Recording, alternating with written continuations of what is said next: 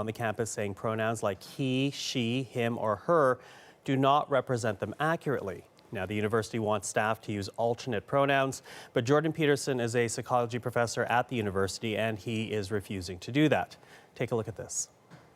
The reason I'm defending freedom of speech is because that's how people with different opinions settle their opinions in a civil society. Peterson, do you have any comments on the Nazi presence at your protest? The presence of Nazis and white supremacists assaulting people at your protest. Do you have any comment on that? Yeah, I don't like Nazis. I'm speaking out the way I'm speaking out because I think this is a route to no violence. And violence is lurking. And you can say that that sounds like a threat. There was no violence at our protest, though. I just asked, would you refer to me if it wasn't for this law, and I asked you to refer to me with they, them pronouns, would you? And your answer was no. Not if I was compelled to. So just an example of how things have become heated at the University of Toronto. That scene showing different groups of students, some confronting the professor about his position, others supporting him. Now, Peterson says this is about free speech, but A.W. Pete is also a professor at the University of Toronto who says that Peterson's language is abusive. Joining us right now is Professor Jordan Peterson, as well as Professor A.W. Pete. Thank you for joining us today. Thanks. Professor Peterson, let's begin with you. Why are you against the use of alternate pronouns? I'm against the use of legislation to determine what words that myself and other people are required to utter. But would you use alternate pronouns if a student asked you to? I think I've made my position on that clear already. Well, perhaps not to our audience at home who are just being introduced to this. Would you use alternate pronouns? And why not? Because I don't believe that other people have the right to determine what language I use, especially when it's backed by punitive legislation. And when the words that are being required are the constructions, they're artificial constructions of people I regard as radical ideologues whose viewpoint I do not share. Well, we have a graphic to show our audience at home, just some of the pronouns being used or asked to be used as alternates. Among them you see here Z or Zim, Z or here, Z or Zir, also hey, or A rather, and per. So just some of the alternate pronouns there. Professor Pete, when you hear Professor Peterson saying that this is oppressive, how do you respond to that? The Peterson drama has done real harm to real people on campus. He's made it harder to be transgender or non-binary. I know this from personal experience. I'm non-binary and transgender, and I know how it's felt to be on the U of T campus for the last month. And I also know from private communications with other affected people. You know, in New Zealand, where I grew up, academics have a statutory role enshrined in the Education Act to be a critic and conscience of society. So I think that's an idea worth exporting to Canada. So I'd like to give Peterson about a B+ for his critic role recently, and an F for the conscience part. A student once said to me when I finally obtained tenure, "Now, Professor, now that you have obtained superpowers, you must agree to use them for good, for peace and justice." So I invite Peterson to start doing more of that. Well, Professor Peterson, those who are asking for this alternate use of alternate pronouns, they are saying it boils down to respecting their human rights. How do you respond to that? I don't think it boils down to respecting their human rights. I think that it's an imposition on freedom of speech that's being implemented at a legislative level. I also think that if there was a naturally evolving solution to the linguistic problem that's being posed by a small fraction of the transgender community, that people would have already adopted it. We've never had a situation in the usage of English before that required legislation to produce a transformation in the manner in which people spoke. It's a very dangerous precedent. So it's one thing to tell people what they can't say. So, for example, we have legislation making it illegal to do such things as deny the Holocaust. It's a completely different thing to demand that people use certain words when they're formulating their own ideas. And I mean, it's also absurd. I mean, here's one thing that's happened that I don't believe the formulators of this legislation ever foresaw. So in New York City, for example, there are now 31 protected gender identities.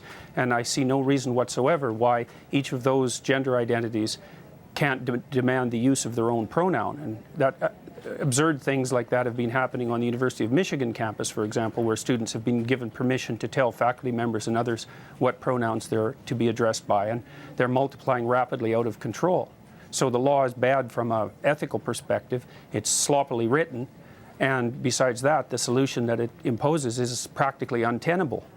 Well, sorry, excuse me for jumping in, but I want to bring in Professor Pete here, because we did show those words to our audience at home, and perhaps the control room can show it to our audience once again. When you look at those alternate pronouns, I think it's fair to say that some people will see that at home and see that as very unwieldy, if you will. What do you say to those types of criticisms, including the one that you just heard from Professor Peterson? Well, I'd like to encourage people struggling with this to be kind as their first impulse. You know, we call somebody what they want to be called in our society. For instance, I don't call somebody Julie if they prefer to be called Jordan. That's just basic human courtesy.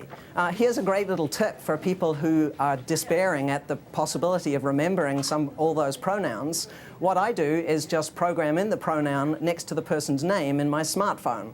So whenever I'm out and about and I've forgotten whether one of my trans friends uses ze or zer or they or them or something else, I just look it up and it's really super easy. One thing I'd like you to really look at in regard to this controversy is to watch out for who's getting centered in a discussion. Political correctness is code that powerful people use when they're annoyed that they're actually not the center of attention in any given discussion. And Bill C-16 is actually not about cisgender people. It's about protections for transgender people. And that's not, it's not about Jordan Peterson.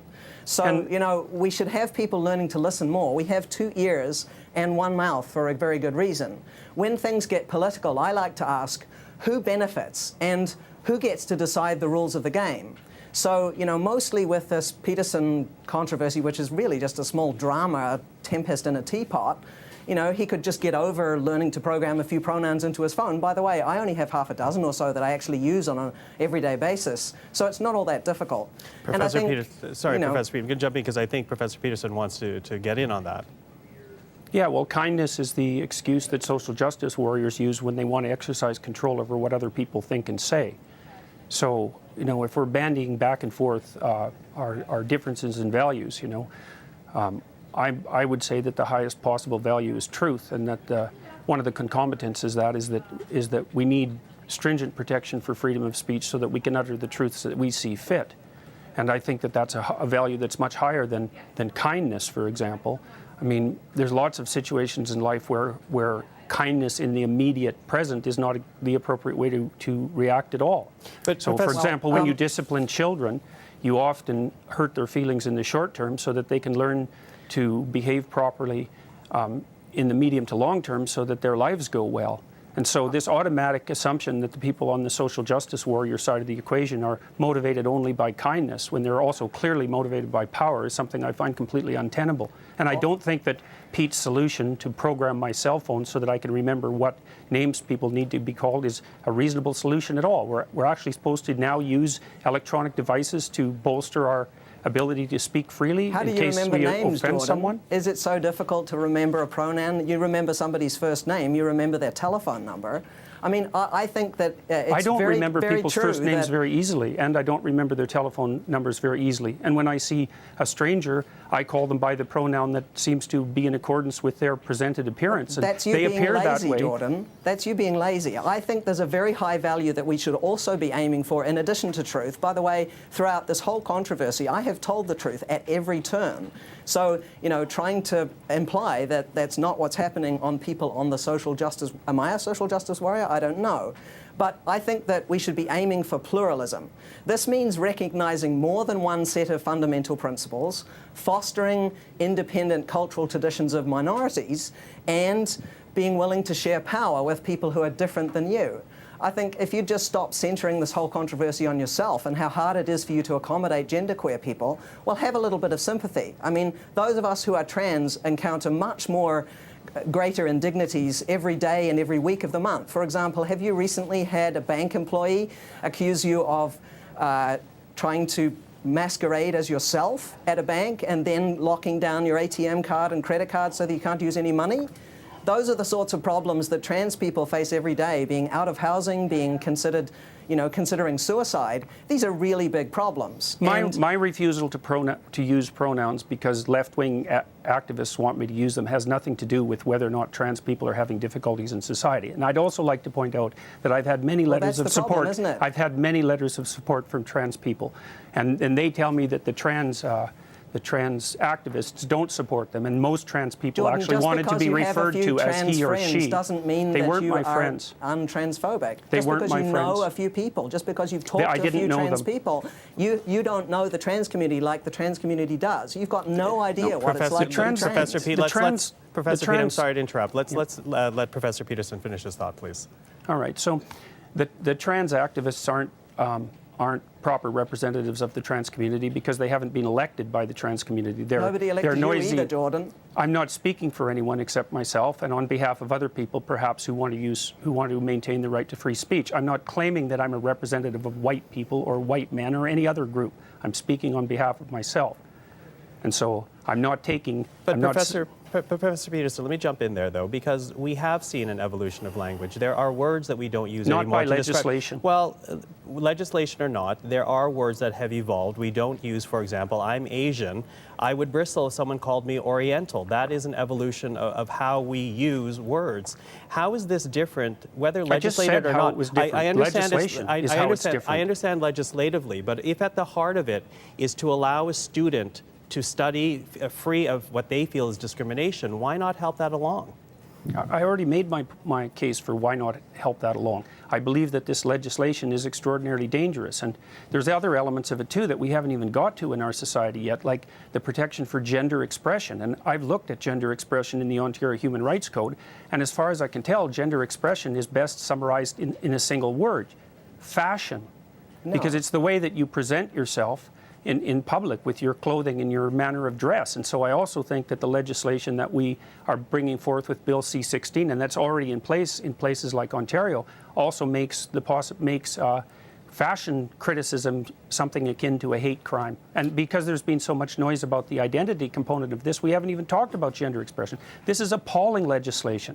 And the idea that referring to someone by the pronoun of their choice is going to radically improve their status in society or their mental health is a completely unproven assumption. I think it'll have exactly the opposite effect.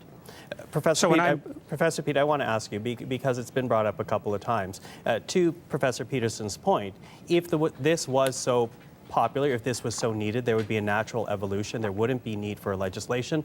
Why the need for legislating this as opposed to allowing it to evolve naturally? Well, Bill C-16 and the Ontario Human Rights Code do not actually legislate pronoun usage. They don't specify 31 genders or anything of the kind. But let me jump in, though. The university is essentially telling, at this point, its human resources people to use alternate pronouns, in a way legislating their staff to do this. No, wait, the legislation the legislation also requires it, and the university made clear their concordance with that assumption on my part by mentioning in the letter that asked me to silence myself that I'm required to act in accordance with the provisions of the Ontario Human Rights Act. And so the university knows full well that the legislation does precisely what I suggest it does. It's not written precisely in Bill C-16, it's written in the Ontario Human Rights Code.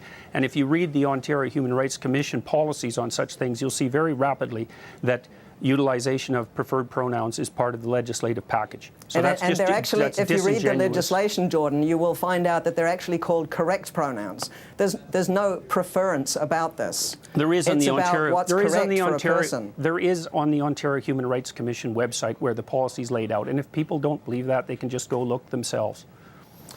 Professor Pete, when you hear that this is a free speech issue, that you hear Professor Peterson in this case essentially saying that he doesn't want to be legislated to adopt new language, what's your response to that? Well, I share a number of Jordan's concerns about freedom of speech and academic freedom on campus. These are both very, very important principles, and they should apply regardless of what kind of politics you like. For example, if you're a left-winger or a right-winger or an up-winger or a down-winger or whatever it is. But you know, the reason why we have laws that protect academic freedom and freedom of speech is primarily to prevent government interference in individuals' lives, in their business. It's there really mostly to protect against a form of structural violence. And these free speech laws were actually never intended to be used as all-purpose accountability shields, you know, so that you don't have to be held accountable for your actions. I'm perfectly willing to be held accountable for my actions, and the university has already indicated the seriousness with which they view my actions. And I also do not believe that free speech laws were there to protect, to regulate violence. Free speech laws are there because we use free speech to identify problems in our society, generate solutions to the problems, and then reach a consensus. So freedom of speech is actually is protection for the mechanism by which our individuals and society properly orient themselves across time. It's not even a principle, it's the fundamental method by which our societies manage to maintain the stability that they do maintain. And it's one of the ways we do that, yes. Well, I would say that it's the fundamental way. So, and I mean, I think we could have a reasonable discussion about that, but because freedom of speech is so tightly tangled up with the means by which we solve problems, I mean, I think, you know, and then I talk, but I get corrected when I speak publicly, and the fact that I'm being corrected constantly by the people that I'm speaking with helps orient my speech properly and helps orient public discussion properly. And I can tell you, too, that if there wasn't something absolutely vital at stake here that had a lot more to do than with just simple kindness, there wouldn't have been millions of people watching, for example, the assault that took place during the free speech rally that was held a few days after I released the video, which I see that CBC conveniently omitted to include in their video clips at the beginning of this interview. Well, Professor Peterson, we do want to thank you. We're sorry we're out of time here, but I want to thank both of you for joining us today. That is the University of Toronto professors Jordan Peterson and A.W. Pete, talking about what has become a very big controversy at the University of Toronto and beyond.